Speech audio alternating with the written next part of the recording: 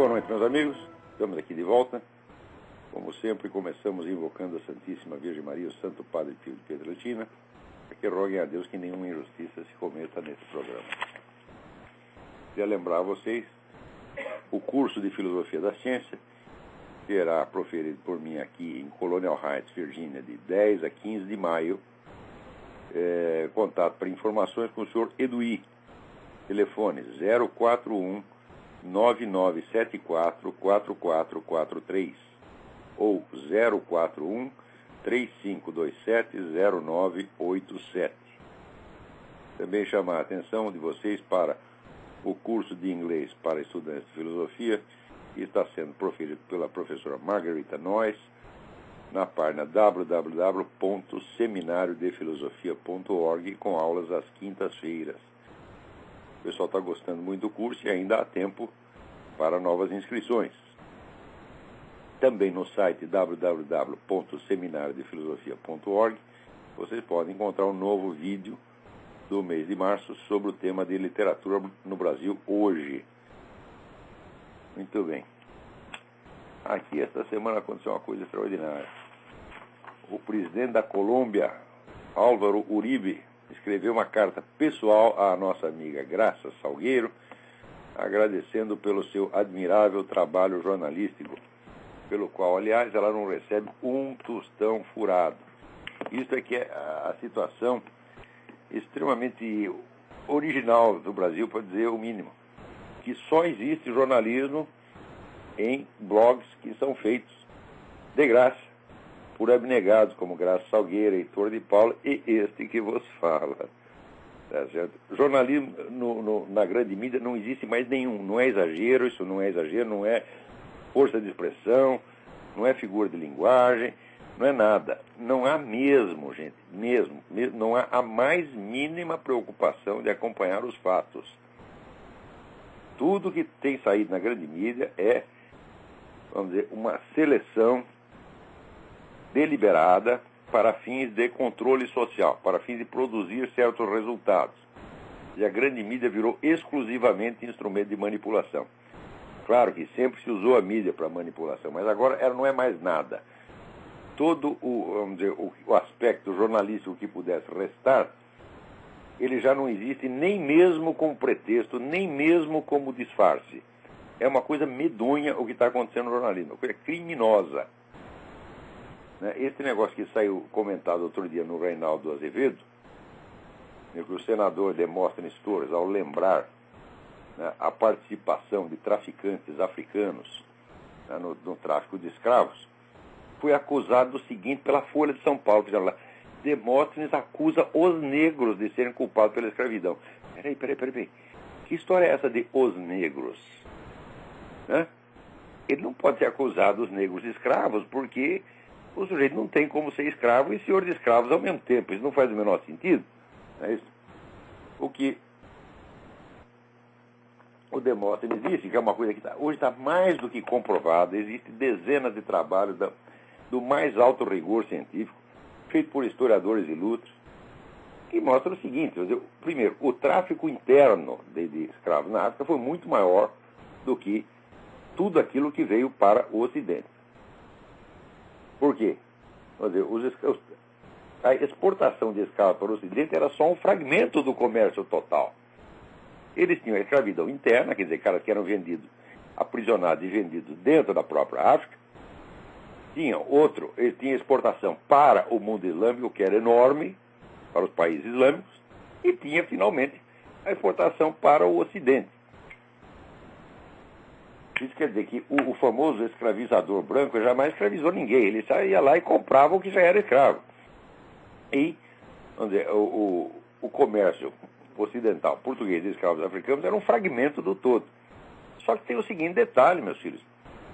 A escravidão, compra de escravos para o Ocidente, para a Europa e as Américas, começou depois de 1500, tá certo? Ao passo que a escravidão muçulmana já vinha desde o século VIII. E pior, a escravidão muçulmana não começou escravizando africanos, começou escravizando europeus. Quer dizer, foram milhões de pessoas, milhões de brancos que foram mandados para servir como escravos nos países muçulmanos, onde você tinha ali feitores negros africanos e proprietários africanos também de escravos. E os brancos começaram a ser escravizados pelos muçulmanos, entre os quais negros, 7 séculos antes de que começasse o transporte de escravos africanos para o Ocidente. De modo que você responsabilizar o branco por isso é um crime, é uma monstruosidade. Agora, hoje em dia, você simplesmente tentar restaurar os fatos, né, você mencionar fatos que são coisas, já virou crime. E pior, que te atribui intenções que você jamais poderia ter, como essa de que você queria jogar a população negra, né, contra o senador Demóstenes Torres porque ele mencionou um fato histórico. Quer dizer, mas é esse negócio. Veja, é evidente que se havia escravidão negra na África, não era o mesmo grupo negro que escravizava e era escravizado. Você tinha impérios enormes ali que invadiam, então, as pequenas aldeias, pequenas culturas e escravizavam pessoas, como acontecia aí também entre os maias e os astecas na América, que escravizavam e, aliás, matavam, né, pessoas de tribos menores em torno. Agora, quando a Folha coloca numa manchete, senador responsabiliza os negros, é a mesma coisa que ele dizer que ele está culpando os escravos por serem escravos. É uma coisa de uma malícia. O Reinaldo Azevedo diz que a matéria é intelectualmente e jornalisticamente criminosa. Olha, Reinaldo, você está sendo muito educado com esses filhos da puta. Isto não é um crime intelectual, isto é um crime material. Isto é um crime de calúnia. Está atribuindo ao senador um crime que ele não cometeu. E o lugar de quem cometeu esse verdadeiro crime de calúnia é na cadeia. O senhor Otávio Frias tem que ir para a cadeia por causa disto. O lugar de quem faz isso é na cadeia, porra.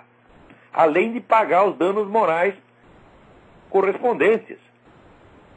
Quer dizer, a Folha São Paulo vive fazendo isso. Você quer ver uma coisa?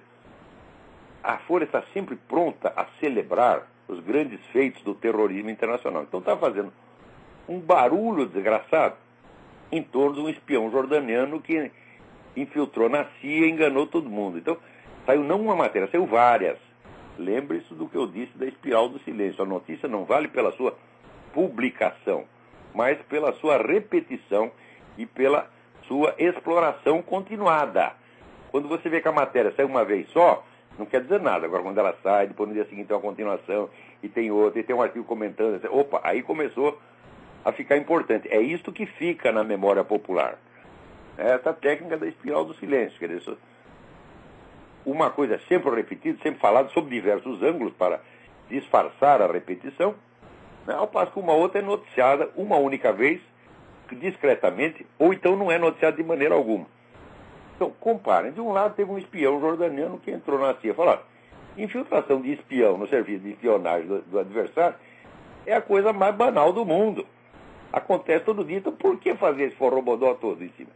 Só para celebrar a vitória do terrorismo, que essa turma da Folha adora terrorista, adora bandido, adora tudo que não presta e faz propaganda dessa gente. Agora, na mesma semana, viu a divulgação de uma notícia, esta sim, espetacular, que o filho de um dos fundadores da Al-Qaeda era espião israelense. Isso foi divulgado na mesma semana. A Folha disse alguma coisa? Ah, não. Celebrar, vamos dizer, um feito da espionagem israelense não pode, é proibido. Você tem que glorificar terrorista. Os filhos da puta estão lá para isso, meu Deus do céu. E quer que eu respeite? Como é que eu posso respeitar uma coisa dessa?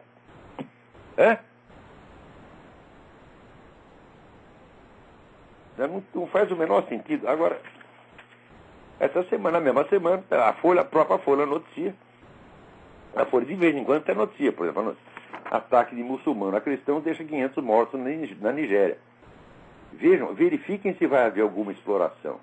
Verifiquem se vai ter 2, 3, 4, 10 matérias sobre isso aí. Nada.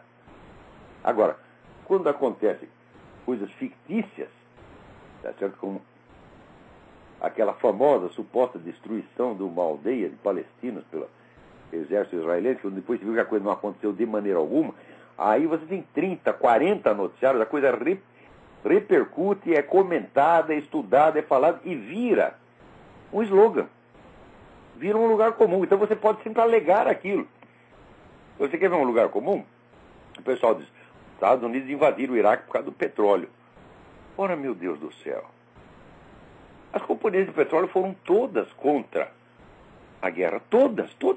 Elas não queriam nada a ver com aquilo. E pior, não ganharam um tostão com esse negócio até hoje. Mas todo mundo acredita, porque a coisa foi repetida uma vez, 2 vezes, 3 vezes. Depois de umas 30 vezes, meu filho, a coisa virou um dogma.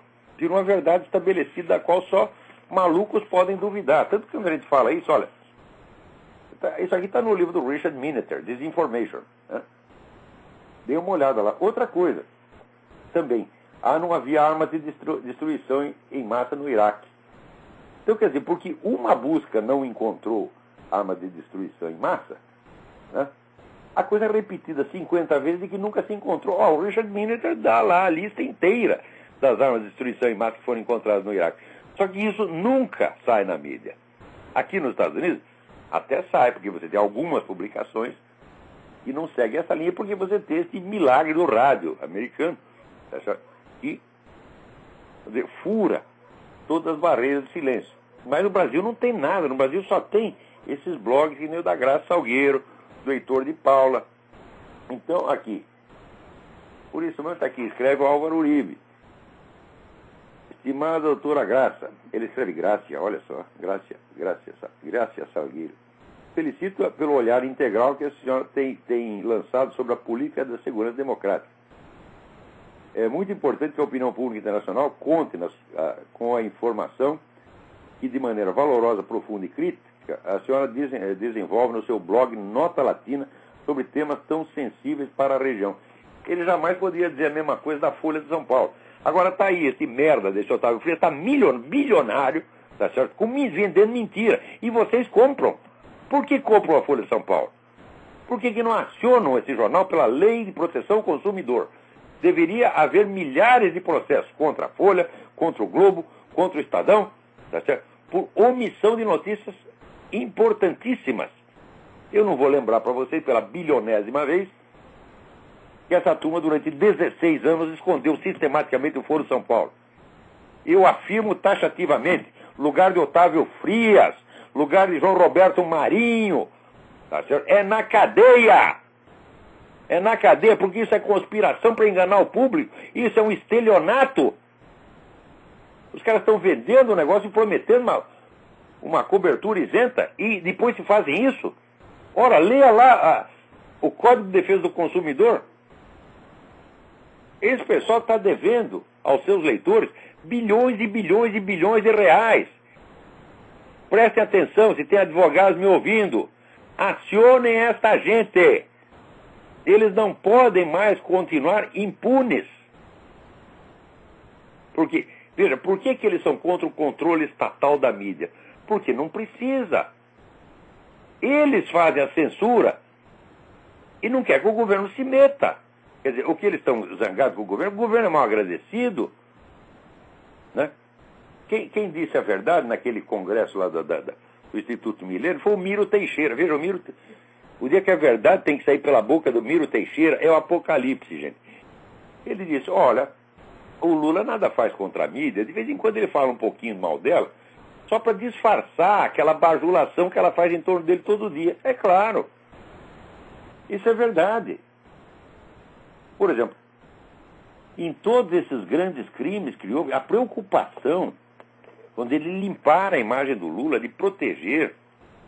Quando houve o caso do Mensalão, a mídia inteira assumiu que o Lula não sabia de nada. Como se fosse possível uma coisa. Isso é gozar da cara do leitor. Veja, quando houve aquele caso, o Olivério Medina, naquela festinha do PT, contou que havia trazido 5 milhões de dólares das Farc para a campanha do Lula. Isso foi investigado? Não. Aquele general da BIM, aquele generalzinho de merda, já esqueci o nome do cara, general Félix, tá certo? Sentou em cima do assunto e falou, não, isso não houve absolutamente. Bastou ele falar, a palavra do cara vale como um inquérito. Não tem inquérito, não tem investigação jornalística, não tem nada, a coisa foi inteiramente abafada. E o pessoal da esquerda ainda se queixa de que a mídia não é suficientemente lulista. Aqui, esta semana, está o doutor Emir Sader, o nosso famoso Marquês de Sader, tá certo? Que escreveu aqui um artigo sob o título A Miséria Moral de Ex-Esquerdistas. Deixa eu ver se eu acho essa porcaria aqui.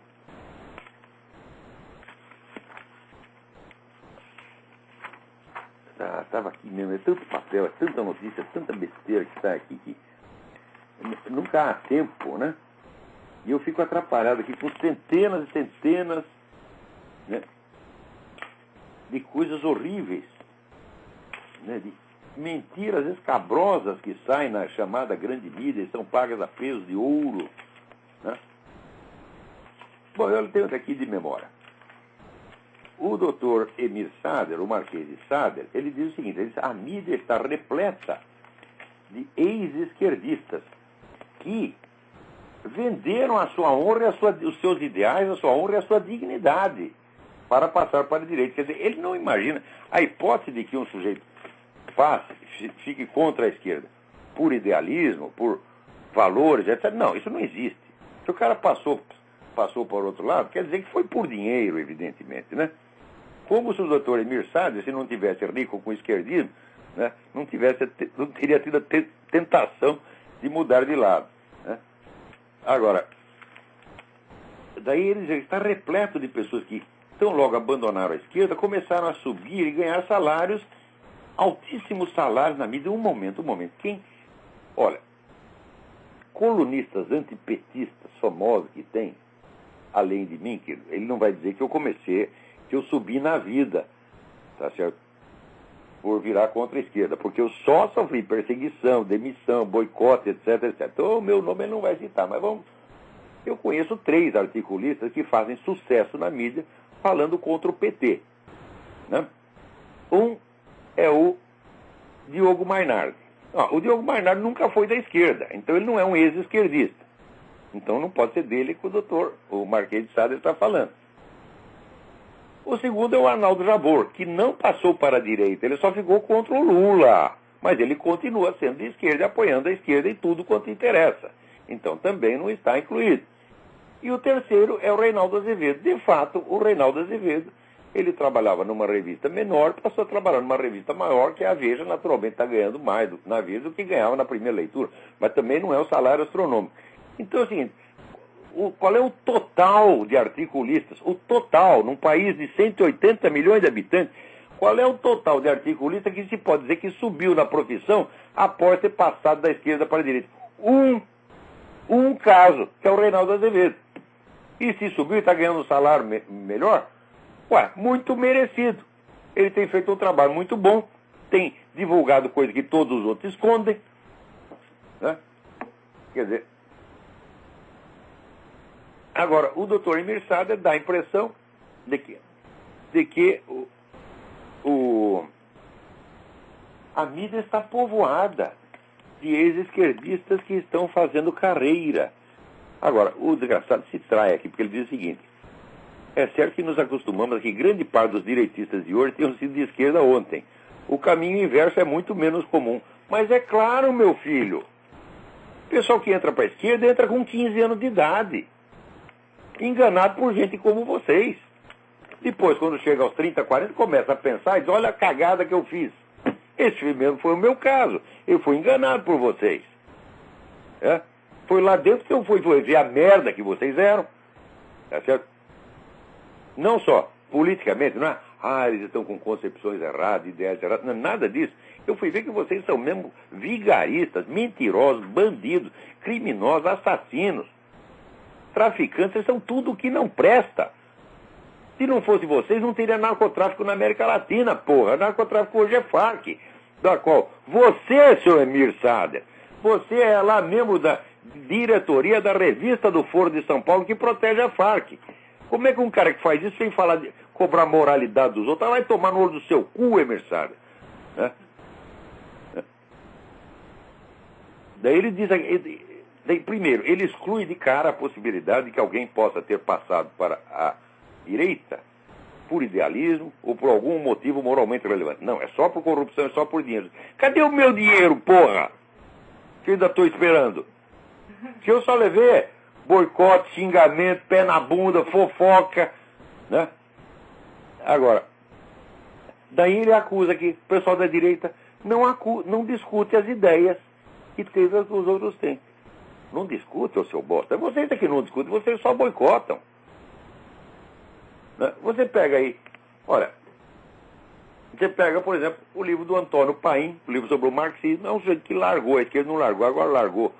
Já, antigamente, no tempo do relatório Khrushchev, o livro esplêndido do Antônio Paim, né? Sobre o marxismo. Onde é que você vai pegar um livro de um ex-direitista transformado em marxista que analisa agora as ideias da direita? Vocês não analisam, vocês escondem. Lembra daquele famoso dicionário crítico do pensamento da direita, em que vocês omitiram todos os pensadores importantes da direita e botaram no lugar dele o quê? 2 ou 3 nazistas malucos? Botaram até aquele sujeito que era pedófilo, aquele sujeito que era gay e pedófilo, que fazia um jornalzinho de merda pro partido nazista. Esses vocês botaram como representativos da direita. É? Agora, se você procura lá o nome do Russell Kirk, não tem. É? Se você procura o nome do Leo Strauss, não tem. Se você procura o do Eric Wegener, não tem. Se você procura o Jorge Bernanos, não tem. Não tem ninguém. Eles sumiram com o pensamento da direita, né? E dizem que são os outros que não discutem as suas ideias. Ora, porra! Eu assisti mais de 10 sessões do Fórum da Liberdade no Rio Grande do Sul, onde só o que se discutia eram as suas ideias, e sempre se discutia com extrema educação. Todos discutiam, exceto eu. Eu jamais serei acusado de ter sido educado com vocês. Mas os outros, né, todos direitistas, incluindo ex-esquerdistas, que iam lá falar, só analisavam as suas ideias, nunca acusavam vocês de nada. Olha, Emir Sader, daí ele diz, esses que saíram da esquerda viraram pobres diabos que vagam pelos espaços que os marinhos, os tívitas, os frias, os mesquitas lhes emprestam. O quê? Quer dizer que os marinhos, os tívitas, os frias estão abrindo espaços assim de monte para ex-esquerdistas? Cadê, ô seu bosta? Cadê? No Globo não tem um. Tinha um que era eu. Fui botado para fora. Tá certo? Então tem lá um esquerdista antipetista, que é o Jabor. A esquerda está cheia de antipetistas. Tá certo? É isso a única coisa que tem lá. Agora, quem ganha dinheiro mesmo lá? Luiz Fernando Veríssimo. Tá certo? É talvez o colunista mais prestigiado que tem lá. Para escrever besteira, porque o Luiz Fernando Veríssimo é um sujeito inculto, burro. Né? Agora, por ser esquerdista, qualquer sujeito que é esquerdista, esquerdismo no Brasil é currículo, meu filho. Está aí o doutor Quartinho de Moraes. E chegou lá, inventou aquela história, enganou todo mundo. Né? Chegou lá na Unicamp e disse, eu fui condenado a 2 anos de cadeia por causa do assassinato do capitão Chandler. Quando foi ver, o cara não tinha participado de merda nenhuma. E daí, quando eu, baseado no que ele disse, eu acusei exatamente disso, daí ele disse, estou sendo difamado. O que é isso? Quando ele diz que ele foi condenado por causa desse crime, né? Então, é louvor. Agora, se eu digo a mesma coisa, é calúnia. Ah, vai tomar no cu, Quartinho, porra.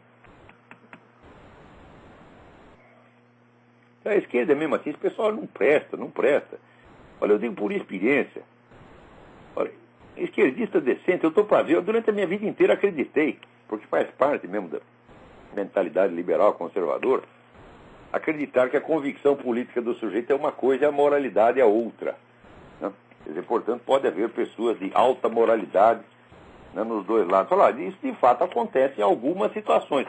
Mas no Brasil, olha, esquerdista decente, porra, eu conheci esquerdista decente no meu tempo, conheci o Nabor Caire de Brito. Né? Agora, faz muito tempo que eu não vejo nenhum. Muito tempo. Peraí, tem alguém na linha aí? Alô, quem é? Alô, Olavo, tudo bom? Sim, tudo bem, quem é? Sou Luiz Guilherme. Você tá me Luiz ouvindo Guilherme, bem? tudo em ordem? Tudo certinho. Eu gostaria só de transmitir ao senhor uma mensagem do professor Carlos Ramalhete. Diga. Ele diz que ele fala que ele discorda ele discorda do senhor que não houve a completa descrição da vida intelectual e da educação no Brasil, mas sim a tomada da universidade por obscurantistas burros. Eles têm a relevância, mas você não. E aí ele completa: tenho muitas diferenças de opinião com Olavo, mas é impossível negar a sua importância. Mais ainda, seria ridículo comparar a sua influência com a de qualquer professor marxistóide de uma faculdade de humanas. Os alunos do Olavo não se esquecem dele nunca, enquanto do marxistóide dificilmente chegariam algum dia a admirá-lo, por mais que o bajulem e emulem em busca de sucesso acadêmico. Isso ocorre porque o Olavo educa e ensina, enquanto o outro treina papagaios. Eu agradeço muito ao Carlos Ramalhete, essas palavras tão generosas e gentis. Muito obrigado, Carlos Ramalhete. Aqui a gente... Eu gostaria também... Eu estou fazendo um esforço para ensinar mesmo as pessoas. Ensinar não é você pegar um conteúdo pronto e meter na cabeça deles. Ensinar é equipá-los, é transmitir o legado dos equipamentos que a cultura criou para aumentar a inteligência e a capacidade de aprendizado das pessoas.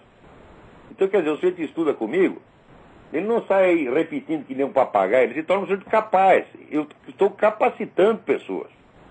E esse pessoal da universidade está incapacitando, está mutilando a inteligência. Está destruindo. Então o pessoal puxa o saco do professor, enquanto está na universidade ele precisa dar nota. Tá? Outro dia mesmo, um aluno meu, até fiquei com vergonha, ele disse: olha, aquele meu professor lá na faculdade é uma besta quadrada, mas eu não posso falar mal dele, porque senão eu não passo de ano. Eu digo: não é assim que se faz, não, vai lá e xinga o cara, pô. Expõe ao sujeito a vergonha pública, ele vai ficar com medo de você, ele te dá 10 pro resto da sua vida. Tá certo? Então, não pode afinar dentro dessa gente, não. Mas no Brasil está todo mundo afinando, e por causa disso eles fingem que respeitam esses professores. Mas na verdade eles não levam a sério o conteúdo que os caras estão falando. Né? Então, muito obrigado, Carlos Ramalhete. Nós já tivemos... Olá, gostaria de... A divergência deve ter até comigo mesmo. Oi. Olá, o Carlos Ramalhete também gostaria de convidá-lo a retornar à lista de e-mails da tradição católica. Ele também pediu para eu avisar isso, que ele gostaria de convidá-lo a fazer parte da lista de novo, porque ele adoraria voltar a discutir certos assuntos com o senhor. Ele escreveu até um comentário bastante extenso. Eu posso até me inscrever, mas esse negócio de e-mail aqui é uma catástrofe. Eu estou recebendo 700 e-mails por dia, eu não consigo... Não é que eu não consigo ler os e-mails, eu não consigo ler a lista, porra. Entendo. Assim, bom, curso, está fazendo programa de rádio, ele deve ter 50 assessores lá, né? Eu tenho aqui a Leila e a Roxane que estão aqui sentadinha na minha frente me ajudando, né? Mas ela também, a Roxane tem que tomar conta da casa, a Leila estuda na universidade, então ela tem pouco tempo. Isso é tudo que eu tenho, tá vendo? Então tá, as coisas aqui, eu vou entrar na lista, vou entrar, mas não garanto que vou poder participar com assiduidade. Muito obrigado pelo convite, que muito me honra. Obrigado, Olavo. Até mais. Boa noite. Obrigado. Então vamos aqui em frente, aqui, ó.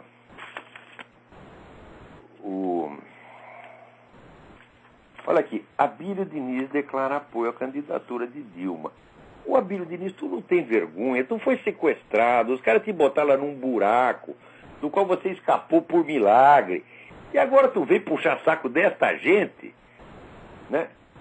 Antigamente isso aí se chamava covardia, adesismo, né? Puxa-saquismo, tá certo? Quer dizer, a vítima puxando o saco do seu agressor. Agora o pessoal chama de complexo de Estocolmo, né? Então tá bem, Abílio Diniz, tá bem, você é um exemplo para a humanidade, né? E depois você escreve um livro lá, Como Ser Feliz, como não sei o que. Eu não quero ser feliz que nem você, não, porra. Esse para ser feliz é tu puxar o saco dos outros. Que felicidade você tem? Quando é 3 horas da manhã, tu te olha no espelho e te lembra que tu é um covarde, tá certo? Puxa saco dos seus agressores, você fica muito feliz com você mesmo? Eu duvido. Agora, olha aqui, a sacanagem do Brasil é um negócio assim, eu tento explicar para os americanos, eles não entendem. Porque aqui, quando eles são enganados por total boa-fé. Daqui a pouco conto mais uma que aconteceu aqui. Mas olha aqui, o Cesare Battisti, tá certo? Já estava aí, né, para ser extraditado para a Itália, né? Já até dizia que ia ser extraditado, só faltava o Lula dar lá o seu beneplácito, porque no Brasil assim, o presidente tem que aprovar o que o Supremo Tribunal decide, que o Supremo não é mais Supremo, é subalterno. Os STF, quer dizer, Subalterno Tribunal Federal, escritório de advocacia do Lula. Então eles tomam a decisão, está aqui a nossa sentença, senhor presidente, mas você só cumpre se o senhor quiser. Tá certo? Bando de puxa-saco também. Puta merda, o Brasil é assim, é o país do puxa-saco. Então, já estava lá o Sérgio Batista para ser extraditado, o que inventaram? Como o sujeito usou um documento falso para enganar a justiça, fizeram um segundo processo para ele, por causa do documento falso, e enquanto está rolando o segundo processo, ele não pode ser extraditado. Quer dizer, a própria filha da putice do cara é usada para protegê-lo. O diabo funciona assim, porra. Que coisa, é? Então agora o Lula não precisa, né? Porque o Lula também estava assim, daqueles provas no mole, sabe? O Lula, eu sei que ele não gosta de desagradar ninguém, ele gosta de fazer a sacanagem, tudo por trás e pela mão dos outros, para ele sair sempre bem na fita, né?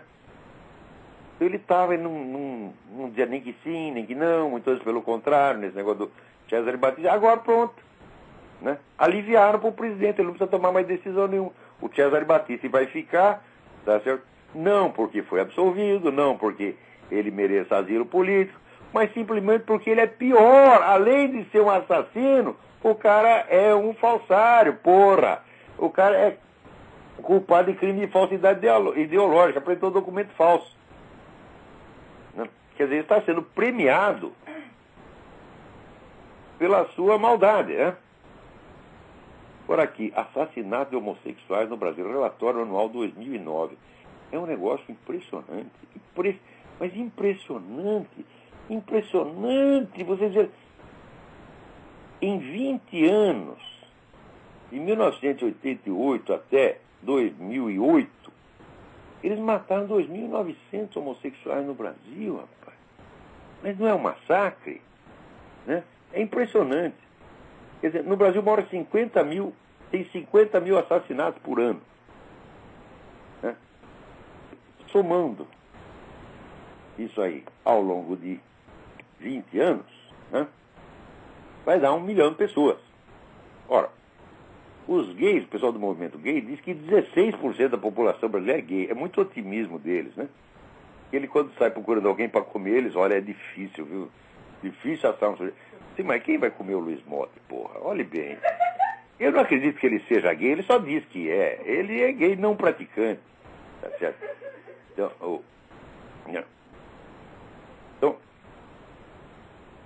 Então, essa é que é a grande dificuldade dos caras. Eles se sentem discriminados. Você vê, eu já disse para vocês, identidade gay, não existe, identidade de macho e fêmea existe. Quer dizer, quando você é hétero, sua identidade erótica acompanha a sua identidade anatômica. Então ela não precisa ser enfatizada eroticamente. Mas a identidade gay só existe eroticamente, não existe anatomicamente. Então o gay tem que reafirmar o seu desejo erótico 24 horas por dia, porque é uma questão de identidade. Acontece que, como a maioria não quer nem comê-los e nem dar para eles, eles se sentem discriminados. Automaticamente. Veja, quando o sujeito vê que a maior parte da população é indiferente aos seus encantos, né, sendo que nesses encantos eróticos reside a sua própria identidade, ele sente que é a identidade que está sendo ofendida. É um problema sério, é um sofrimento real, né? Mas não quer dizer que eles sejam discriminados mesmo, só porque eu não quero comer o sujeito vai dizer, está me discriminando, como se eu tivesse a obrigação de comer todo mundo, né? Tem uma senhora no Rio que uma vez se ofereceu para mim, eu não quis nada com ela, né? Ela fez faz até hoje um forrobodó contra mim, falando horrores da minha pessoa, como se eu fosse obrigado a comer ela, meu Deus do céu, né? Eu aqui com a minha piroca já velha e gasta, porra, tem que sair comendo as pessoas, né? Nem mulher, quanto mais o Luiz Motta, porra, né? Agora, eles se sentem discriminados porque ninguém os come, ninguém dá para eles. Se eu não vou comer o Luiz Motta, muito bem, eu vou dar para ele, evidentemente. Então, olha, eles dizem que no Brasil 16% são homossexuais, né? Então, 16%, se a cota de homicídios fosse proporcional, tá certo? Teria que ter morrido 160 mil gays. Morreu 2.900. E eles dizem que é uma quantia alarmante. Eu não, meu filho, alarmante é os 50 mil que acontece todo ano. Alarmante é 1 milhão em 20 anos. 1 milhão de brasileiros. Agora, no meio desse 1 milhão de brasileiros, tem 2.900 gays, eles acham que existe violência anti-gay no país. Ora, vão ser mentirosos na puta que os pariu. Se é que foram paridos, porque os caras ali que eu não sei, né? Se alguém os pariu, eles nasceram por outros meios esotéricos desconhecidos. Né? Tá aqui, olha aqui. Aqui tem um cálculo feito, né? Pelo o Bergamini, um economista. Aqui.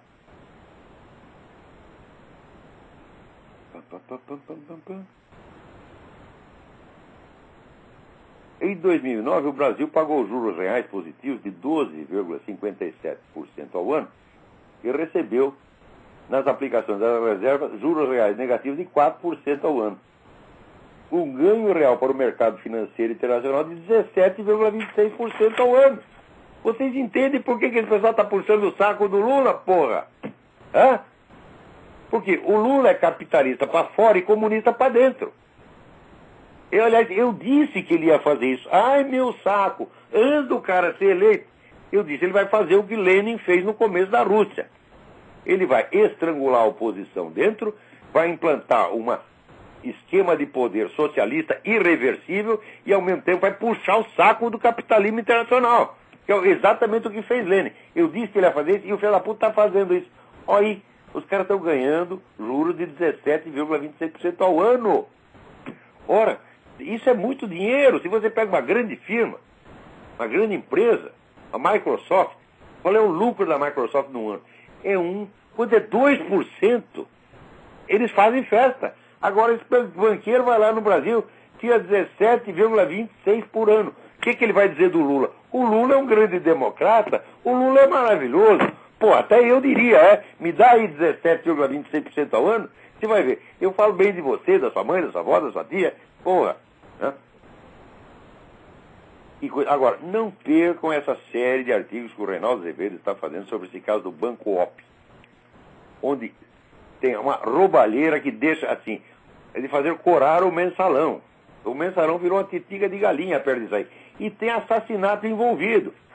Até porque esse pessoal... Veja, para eles matar pessoas... Ora, o que fazia essa turma Dilma, Partido de Moraes? Eles estavam lá em organização... Uma organização terrorista existe para quê? Para praticar jardinagem? Será que é isso? Para jogar futebol de botão? Não, uma organização terrorista existe, por definição, para matar pessoas. Então, matar pessoas para essa gente é merda. Nossa. Agora, aqui, veja que coisa. O pessoal andou vasculhando aqui o anuário do Columbia College, onde o Obama diz que estudou. College aqui são os 2 primeiros anos da faculdade, que é um curso que é, vamos dizer, um curso preparatório, que é mais ou menos igual para quem vai seguir depois o restante da carreira universitária. Quer dizer, a especialização universitária só ocorre a partir do 3º ano. Então, essa aqui é a diferença. College, então é o começo da universidade, e depois university. Né? E o Obama está lá no currículo dele que ele estudou no Columbia College. E os caras foram ver no anuário do Columbia College, não consta o nome de Obama nenhum. Não só não consta, como não tinha nenhum aluno da época que se lembrasse de Obama nenhum. Então, ai, que raio é isso? Daí descobri, tem um outro negócio, uma outra parte do Columbia que se chama General Studies. General Studies é para alunos fujões que largaram o curso e voltam, essa é a primeira categoria. Né? Não consta que o Obama seja um deles, que ele tenha frequentado 2 vezes o Columbia College. É cara que foge da escola aos 18 anos e volta aos 40. Não é o caso do Obama. Segundo, é para filhos e esposas de funcionários, que o Obama não é. E terceiro, é para estudantes estrangeiros com poucas qualificações. Só sobrou isso. Todo mundo sabe que a história do Obama é uma sucessão de mentiras, assim, perto dos quais, vamos dizer, o Al Gore vira a Madre Teresa de Calcutá. Tá certo? Então agora apareceu mais essa. O nome do cara não está no anuário do Columbia College. Então ele só pode ter ido no General Studies. Se ele for no General Studies, então, ou ele é um ex-aluno que voltou, coisa que não é, ou ele é filho ou esposa o marido de funcionário, que ele também não é. O terceiro, ele é um estudante estrangeiro com poucas qualificações. O garoto que chegou lá na Indonésia com nota 0 em tudo e entrou no General Studies.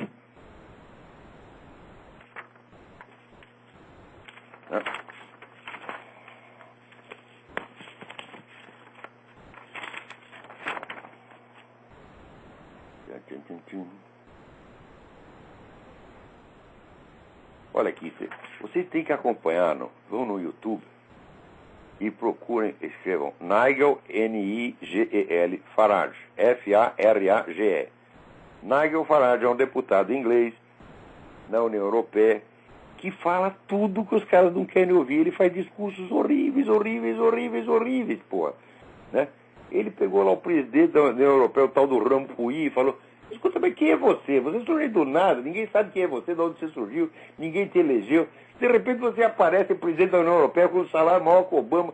Pelo amor de Deus, não explique quem você é, porra. Né?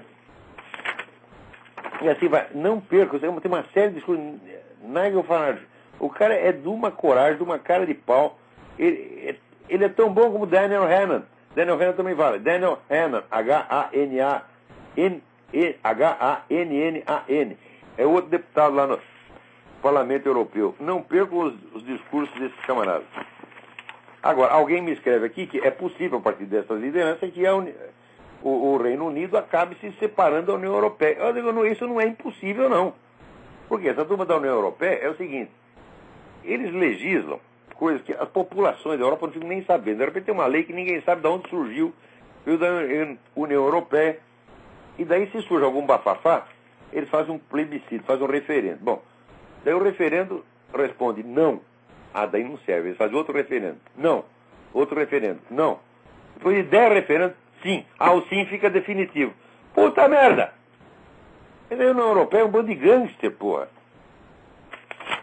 Outro cara que vocês não podem perder é o Lord Christopher Monckton, que é o sujeito que esculhambou com essa teoria do aquecimento global, mostrando uma completa falsificação de dados. Porque se pega a história da temperatura, né, no Ocidente, o máximo de temperatura que teve foi durante a Idade Média. Depois baixou, veio baixando, e agora subiu um pouquinho, menos de 10% do que subiu na Idade Média. O que os caras fizeram? Eles sumiram com essa etapa da Idade Média, eles cortaram, né? Quando você tiver uma tira de papel, né, você corta aquele pedaço onde tem o gráfico assinala o máximo e emenda os dois mínimos, né?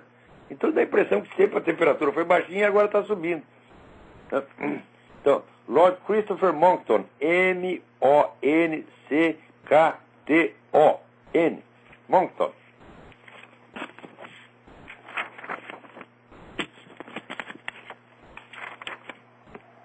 Ai. Agora está aqui, está um juiz espanhol, né? Está acusando aí saiu até no UOL. Veja você, de vez em quando sai umas coisinhas também, mas sai uma vez, gente. Não é cobertura. Né? Eles noticiam uma vez e depois esquece, como se aquilo não fosse um não acontecimento. Né? Está acusando o Hugo Chávez de colaborar com o grupo separatista basco ETA. E também, é claro, com as Farc. Bom, com as Farc nós já sabemos aqui, né? Mas ao mesmo tempo, né, esse pessoal é tudo protegido ali pelo governo do Zapatero, né? Então, outro dia, o ex-comandante da Revolução Cubana, Uber Matos Benítez, foi um daqueles que foram lá na Serra Maestra com Fidel Castro, né? Como aconteceu com todos os primeiros líderes, uns estão na cadeia, outros estão no cemitério, outros estão no exílio. Em Cuba não sobrou mais ninguém, só sobrou Fidel e Raul Castro. Né? Então o Uber Matos diz o seguinte, que a ditadura lá em Cuba, ela está para cair. E quando cair, o que vão fazer os filhos das putas? Vão tudo para a Espanha ser protegido pelo Zapatero. Eu acho isso muito provável. Né?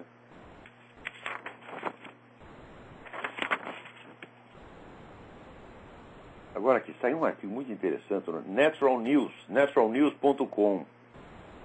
Um senhor chamado Mike Adams, que é o editor do Natural News, ele observa assim, o número imenso de condutas banais humanas que agora estão recebendo classificações médicas e são tratadas como doenças. Né? Por exemplo, atualmente tem a síndrome da oposição desafiadora. Né? Oppositional Defiant Disorder. Ou seja, por exemplo, você se recusa a tomar uma vacina, você já entra na síndrome da oposição desafiadora, você está doente. Ou seja, todas as condutas que eles não gostam são chamadas de doença. Agora, que eles gostam, por você não querer tomar a vacina é doença. Agora, se você querer dar o cu, é inteiramente normal. Dar ou comer o cu. Que nem o Lula, que diz que queria comer o cu do outro lá na prisão. E só não fez porque o cara começou a dar um soco nele. Se não, meu filho... Ih, puta vida. É que o cara estava dormindo, acordou. O que está fazendo aí em cima? Sai daí, pá, pá, pá. Começou a socar o Lula. Daí o Lula ficou chocado com aquela agressividade, né? Onde você viu, só porque eu queria comer o seu cu, né? É que é impressionante. Então, se você não quer tomar a vacina, você é enquadrado na medicina, né? E você pode ser obrigado, às vezes, a tratamento. Tratamento de, como é que se diz? Reestruturação de sensibilidade, né? Então, por exemplo, uma criança ela está triste, não é tristeza mais, né? É síndrome de desregulação temperamental com disforia. É complicado o negócio, né? O garoto está lá com o saco cheio porque o time dele perdeu, alguma coisa assim, pronto, já está com síndrome não sei do que. Né? Agora, cigarro é uma doença medonha. Agora, fumar maconha, tomar pico, tomar crack, não, isso é normal. Né? Então você vê que tudo isso aí, às vezes as pessoas podem rir das coisas, mas não, esse negócio é tudo planejado, gente. Isso é engenharia comportamental, quer dizer, você vai criar um novo padrão de condutas louvadas e de condutas condenadas. Isso vai mudar a moralidade inteira. Tá certo? De modo que, se você está lá no boteco onde serve maconha, na Holanda, você puxa um cigarro de tabaco, você vai preso, porra. Né? Vai ser assim, meu filho. Né?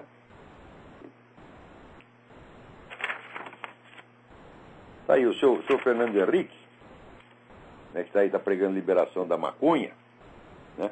Diz, e por que não a liberação do tabaco? Que a gente já fumava fazer. Veja, tabaco entrou na história do Ocidente por volta de 1500. Quer dizer, é um hábito que já tem 5 séculos espalhado por toda a humanidade. Tá certo? Então você vai criminalizar isso e você vai liberar um outro que surgiu a partir dos anos 50 e 60. Droga, antigamente, era uma coisa assim só para uma elite muito escondida. Ou então, era a elite lá de cima, gente muito rica, ou então, favelado. Só esses dois consumiam droga. A coisa se espalhou na classe média a partir dos anos 60 e 70. Então, quer dizer, o novo vício, né, vai ser permitido e protegido pelo Estado. Quer dizer, as Farc vão virar uma companhia capitalista legalizada, decente. Né? Agora, aqui tem cidade, meu filho, que se você puxar um cigarro sem acendê-lo, você vai pra cana. Né? Restaurante aqui você não pode mais fumar. Então eu não vou mais em restaurante, eu só vou em clubes de fumantes. Que tem restaurante. Enquanto não proibir o clube também. Daí eu não saio mais de casa.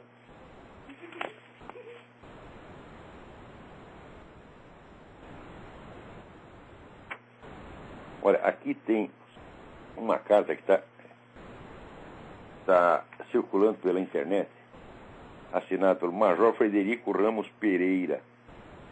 Procura isso aqui, deixa eu ver, acho o site onde está o negócio, porque é muito comprido. Página 16, página 17 sumiu. Puta merda. Não tem o site, mas acho que se você botar no Google vai aparecer Major Frederico Ramos Pereira. Ele está mostrando o que sente a verdadeira oficialidade das nossas Forças Armadas, que está sendo oprimido por comandantes vagabundos e puxa-saco. Tá certo? Aqui, ó, que eu estava falando antes. Né, filho do fundador do Hamas, não é do Al-Qaeda, do Hamas, Era espião israelense. Né? Aqui, saiu no blog blog.beliefnet.com. Né?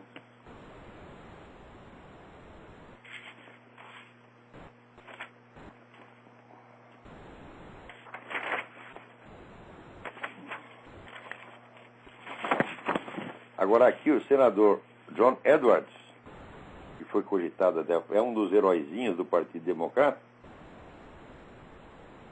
né, já está para ser indiciado por uso de campanhas de fundos para melhorar o padrão de vida da sua amante. Ele não só tem uma amante, como dava dinheiro da campanha para a mulher. Esse era o cara que os caras queriam transformar em presidente da República. Se bem que esse, comparado com o Obama, John Edwards, comparado com o Obama, meu Deus do céu, é São Francisco de Assis.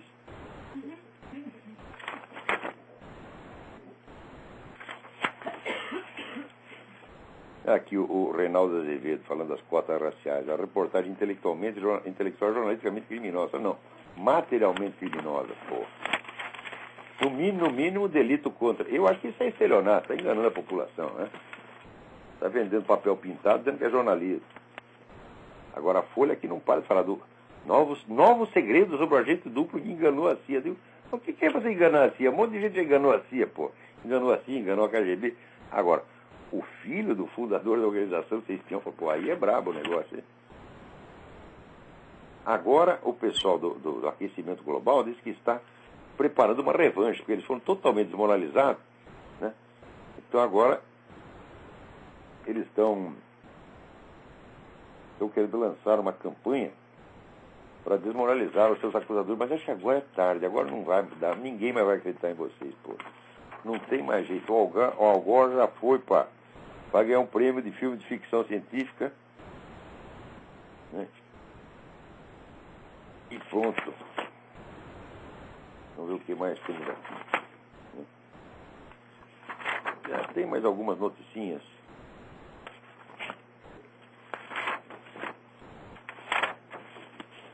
Ah, outra coisa aqui tem, olha, saiu no Worldnet dele. É um negócio impressionante. Quer dizer, se você, por exemplo, é contra o aborto, ou você é contra o casamento gay, você vai entrar num cadastro federal. E daí será entregue ao movimento gay para ir perturbar a sua vida. Essa lei está correndo aí, ó. Não é lei, está em discussão na Suprema Corte. Ou seja, você tem que se cadastrar. Para você ter certas opiniões, você tem que ser cadastrado, meu filho. Os outros não. Os outros ninguém sabe o que é. Pode protestar anonimamente. Mas se você é contra os mandamentos sacrossantos da nova ordem mundial, você vai ser cadastrado. Meu Deus do céu. E agora também no Worldnet dele eu leio que no Paquistão, um sujeito cristão está sofrendo um processo que ele pode pegar 20 anos de cadeia porque ele tocou num Corão sem lavar as mãos. Peraí, lavar as mãos para tocar no Corão é uma obrigação do muçulmano, é uma obrigação religiosa do muçulmano. Né? Então, se tem na livraria, pega uma livraria qualquer, você está vendendo o Corão. Né? Ele vai obrigar, cada visitante que entra lá, ele vai obrigar a lavar a mão para pegar o Corão? Não faz o menor sentido. Então quer dizer que se essa obrigação do muçulmano é universalizada, todo mundo é obrigado a cumprir, então vai ter que botar metade do mundo na cadeia. Quem quer que tenha olhado um exemplar do Corão numa livraria, sem lavar as mãos, tem que ir para cana. Os caras estão cada vez mais loucos, meu Deus do céu.